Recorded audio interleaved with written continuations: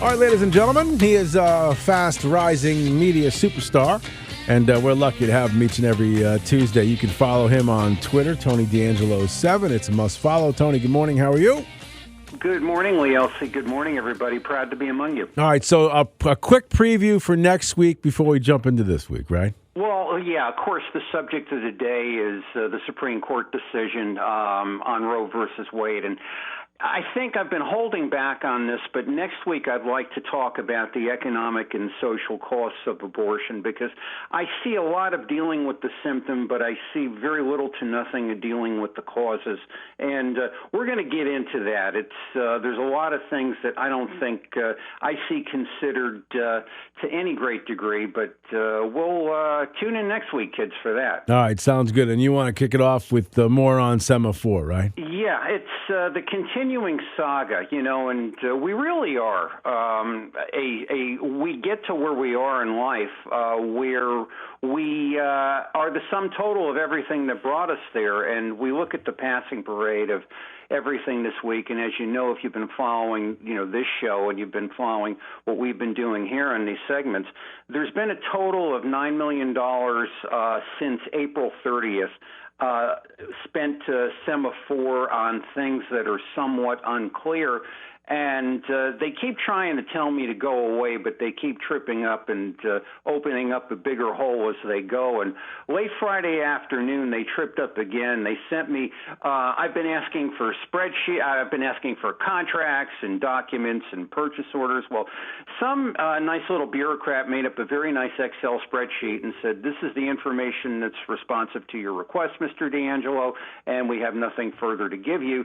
But they put the invoice numbers on there, so now I'm asking for the invoice numbers. This is the way it's gone down for 2 months.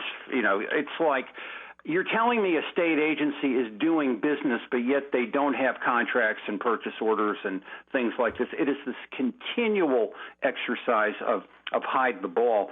And the thing that's really, I'm going to use the word, I won't even use the word heartbreaking. My heart's been broken so many times. But the troubling thing, Lee Elci, is other than myself and several others, we seem to be fighting this fight on our own. There's no political interest. I mean, the media, forget about it, whatever passes for media in this state. And it's like, does it matter to you people that millions of dollars go out the back door and no one seems to care, and you want to, you're going to make a better world and you're going to be running for, whatever office it is. And, this is a great chance to show your fiduciary responsibility, coefficient, and quality. And I ain't seeing nothing, man. You're bald. So I was talking to somebody high up on the Republican food chain, and this was the other day, and they said to me, how come this info with Tony D'Angelo's got no traction? And I said, you tell me. You tell me. I mean, I don't know. I mean, we've been talking about this for a year and a half. Now, I read somewhere yesterday, maybe I was wrong. Would you estimate that the Lamont crime family has taken about I read it was like $168 million probably worth of profits through Semaphore just for them. Does that sound realistic, or is that a made-up number? I don't think that's that is a crazy estimate. I mean, because what we've been saying, over this year and a half, 2-year period, it's not only Semaphore. It's a number of other things. It's things that are running in nonprofits that, of course, there's no public disclosure to, which kind of brings me to another point, in this discussion, which is if you're going to, fix the world, you have to fix the world. And in fixing the world in Connecticut, I mean, there is a reverence, there is a Republican reference for these agencies that continually screw up, play hide the ball, don't give you what it is that you're supposed to happen. And I mean, honestly, truthfully, that whole 9 yards is really untold. But no, that may be a conservative estimate. I would think, and again, I'm not necessarily calling anybody out. I don't know why. Maybe you have been contacted. I don't know, but why, like, the Republican Party in general, like the chairman isn't on the phone with you saying, Tony, can you come in, explain to me what we've got so we can sort of formulate some kind of a plan here, or even if the authorities, For God's sake, Tony, what do you got? Show me this. Why wouldn't they come, knocking on your door over and over again? You've presented these facts. There have actually been papers that have run this stuff, and it's credible, and it's real, and it's honest, and it's exact. Not just through us, but I think the Hartford Courant picked it up, and some others picked it up. It's out there. It's just I don't know. I can't explain it to you.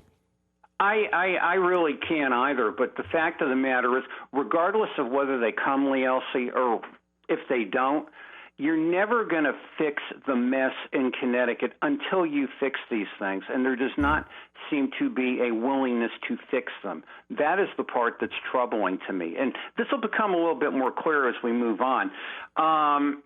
I have this, whatever you want to call it, mental exercise where when you try to explain what goes on in Connecticut, I like, my favorite of all time is I use the Martian and the spaceship. And if I got him, if a Martian came to me and said, I got 20 minutes, show me everything about Connecticut that you could possibly show me in 20 minutes. All right. I would have taken that Martian and I would have put him on Route 44 going from Pomfret to Putnam last Thursday. That would have been June 25th. It is one of these eternal, self-serving DOT road projects that never, ever, ever seem to end, complete with all the typical DOT, shall we say, accoutrements, the ruts in the road, right. The raised drains, you're driving around the minefield so you don't split your tires.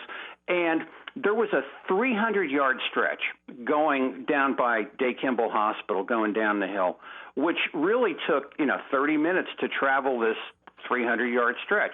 And, it's a hot day and there's cursing and screaming and people are, honking on the horns and, tires squealing and all this other kind of stuff. And, that this road project is going on their way. Now, I realize roads need to be fixed, and I'm with the Martian. But what I'm going to tell the Martian in 20 minutes is, Martian, this is Connecticut. Right. This is what Connecticut is. This is an organization, just one other bureaucracy in Connecticut, and which is the whole thing, with all due respect to Bob Stefanowski. Bob, you don't fix DOT by moving the money around. You fix DOT by splintering it, reorganizing it, making it actually work. This has been the case for 50 years. It's been the case since I've been driving, since Thomas Meskill, for crying out loud. And why don't we get good stuff to fix the roads so we don't have to do this all the time? And the fact of the matter is, Uncle Vito needs a paving job. I get that. But the other thing is, California, which really is a poor example of a state, they have Carmageddon. They say, June 15th, 2023, we're going to shut down everything. We're going to fix it in 4 days, and, here we go. Right. I mean, we never have those logistics. We never have those good thoughts. Right. We just seem to have this same kind of barely get along, and neither political party has ever wanted to deal with it. If anything, pardon the term, they fed the monkey. And it's just, so the Martian gets back in the spaceship, and he knows in 20 minutes exactly what Connecticut's about. I got to say, I can remember as of a couple of years ago, and we were by far the most, it cost us the most per mile to maintain the roads in the country, which it's pathetic. I don't know why, but it does cost us the most per mile to maintain our roads in the country. And you made a great point.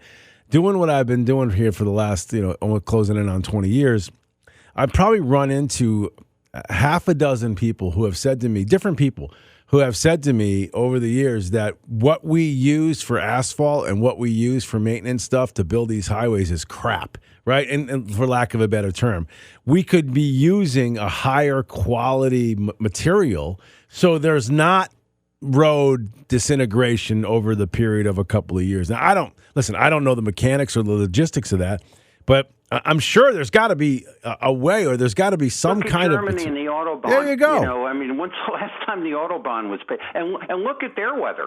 It's like it is possible. This is the whole thing. It's possible. Well, it's that old idea that if you. Speaking of possible, I gave everybody a homework assignment on Friday, and this is like where I usually say, if you have absolutely nothing to do, you need to make the time to watch this 10-minute interview on Bloomberg between David Weston of Bloomberg and Governor Glenn Youngkin of Virginia. Now, Bloomberg, I used to be a big Mike Bloomberg fan before he became, woke and lunatic and renounced everything that he did to really make New York work. But, Lee, this is a 10-minute interview. It is not gaga. It is not stupidity. It is nothing but policy. It is nothing but meat. They talk about taxes. They talk about why people are coming to Virginia. Youngkin talks about job creation, not how much welfare could we give people, but how many people do we have working. And Bloomberg really right now is kind of a woke, sort of like a semi-woke network. And David Weston asked him, which I thought was perfectly, well, how, you've been very critical of critical race theory. And, how do you get these companies to come? Because, of course, the corporations are now woke. And Glenn Youngkin said, very simple, it's economics. It's the fact that you can make money here. We will teach all the history. But in the end result, you do what you want to do, man. And I'm thinking to myself, I would love to do this. I would print out the questions. Anybody running for governor, let's talk policy. Let's talk how you're going to make Connecticut competitive with a place like Virginia. And you know something? I print out the questions. The first question I've asked is, what are you going to do about DECD? This whatever you want to call it. You talk about the Lamont crime family, what are you going to do about it? Are you going to make a little bit better one, or are we going to have real economics in the state? I would have no takers, let me tell you. That's how I feel. Watching this, that's how angry I got. Tony D'Angelo 7 on Twitter. Tony, is that up there on your site? Did you link that to your? I'll send. Yeah, I had it hooked to a tweet. I'll send it again. It's something you have to see, and it's just it's nothing but meat. It's maturity. Okay. And that's what we, you have that, and you see why Lego went to Virginia, or, you're going to go dance with Muscatel Ned in the park in Middletown. Take your pick. Yeah, I mean, these people may think they're woke, but they certainly aren't stupid. No, wow. All right, take us to Sikorsky. What's going on there? Boy. You want to talk about economics in Connecticut, okay? You want to talk about how the sausage gets made. And it's like, what do we typically have? It's every election year. I mean, it's like, I used to be a movie usher, for crying out loud, and I hated it because you'd see the same movie 157 times. Well, this is iteration number 158. It's the crony economics, it's the picking of winners and losers, and it's the usual mix of pizza, lollipops, and puppies, and isn't life great for all? And I was saying to somebody, and I got him very angry, Lee Elci. I said, right. What separates us from Detroit? Why are we different? And we always hear in Connecticut, we're different. Why are we different? What makes us special? What makes us different? Why are we different than Virginia?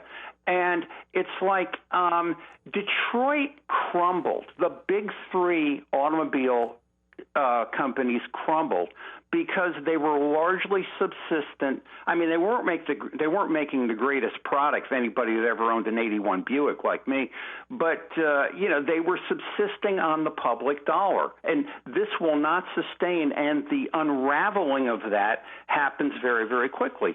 But Connecticut, it's like, hey, this is great.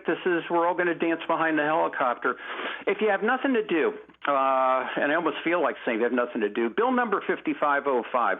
The Sikorsky aircraft, bribe and bailout bill. It's the classic, this is what we're going to do during an election year, and this is how things have been running for years. There is a term in this bill, called assistance agreement.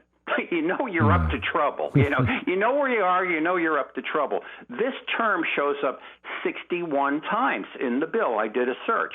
Now, 61 times, it's like, well, the state will assist Sikorsky aircraft in whatever, subsidizing these continual jobs in the picking of winners and losers.